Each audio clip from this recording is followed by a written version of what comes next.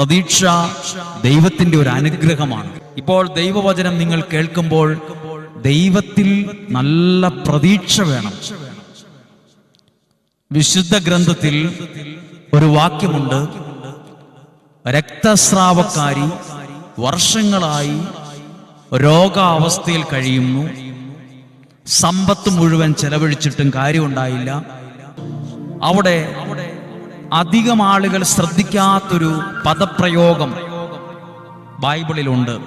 അതിങ്ങനെയാണ്: യേശുവിൻ്റെ വസ്ത്രത്തിലൊന്ന് തൊട്ടാൽ സുഖം പ്രാപിക്കുമെന്ന് അവൾ വിചാരിച്ചിരുന്നു.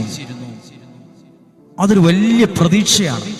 അപ്പോൾ ആ രക്തസ്രാവക്കാരി യേശുവിൻ്റെ അടുത്തേക്ക് വന്നത് നിരാശയോടെയല്ല, പ്രതീക്ഷയോടെയാണ്.